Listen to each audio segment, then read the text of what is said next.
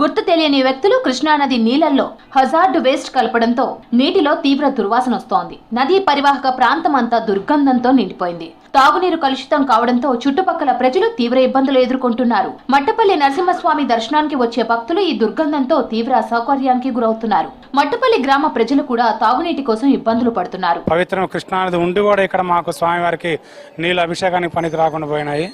అలాంటి వాళ్ళ మీద కూడా మనకి ఇక్కడ కృష్ణాలో కెమికల్ కలిపిన చర్యలు తీసుకోవాల్సిందిగా కోరుతున్నాం.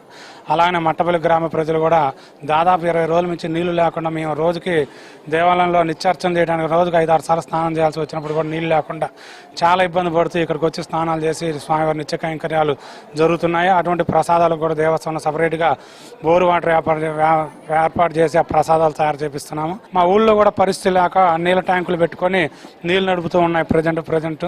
పొల్యూషన్ కారణంగా మట్టపల్లి నుంచి చింత్రియాల వరకు గ్రామాలకు మిషన్ భగీరథ నీటిని తాత్కాలికంగా నిలిపివేశామన్నారు అధికారులు. పరిసర గ్రామాల్లో త్రాగునీటి సమస్య తలెత్తింది. ఈ కెమికల్ ను ఎవరు కలిపారనే దానిపై అనుమానాలు వ్యక్తమవుతున్నాయి. కృష్ణా పరివాహక ప్రాంతంలో ఉన్న సిమెంట్ ఫ్యాక్టరీలు ఇతర కర్మాగారాల నుంచి నదిలోకి వస్తుందా అనే కోణంలో స్థానికులు ప్రశ్నిస్తున్నారు.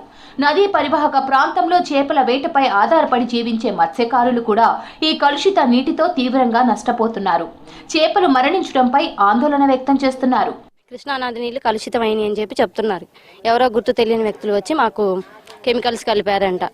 మేము 20 రోజుల నుంచి ఇదే సమస్య పడుతున్నాం. గ్రామంలో ప్రతిరోజు ఇలా ట్యాంకర్లు వచ్చి మాకు నీళ్లు పోయటం, గ్రామం మొత్తం ఇదే ఉంటుంది.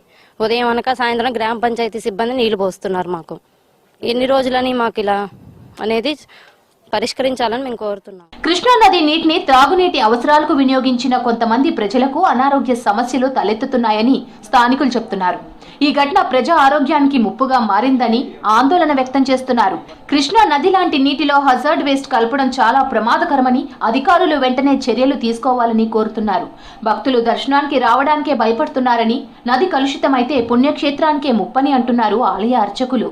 ఈ కృష్ణానది జీవనది గత 100 ఏళ్ల సంవత్సరాల నుంచి పారుతున్న ఈ జీవనదిలో ఏనాడు లేని విధంగా ఈ పులిచింతల బ్యాక్ వాటర్ కట్టి స్టోరేజ్ చేయబట్టి గత 10 ఏళ్ల నుంచి స్టోరేజ్ కూడా జరుగుతుంది ఇక్కడ. కానీ ఎప్పుడూ గతంలో ఎన్నడూ లేని విధంగా ఈ సంవత్సరం ఎక్కడి నుంచో వ్యర్థ రసాయనాలన్నీ ఇక్కడ చేరి అవి ఎవరైనా డంప్ చేశారా, లేకపోతే మూసి నుంచి ఏమైనా వ్యర్థాలు వచ్చినాయా, వీటి మీద ఎటువంటి కూడా ఇంతవరకు క్లారిఫికేషన్ రాలేదు.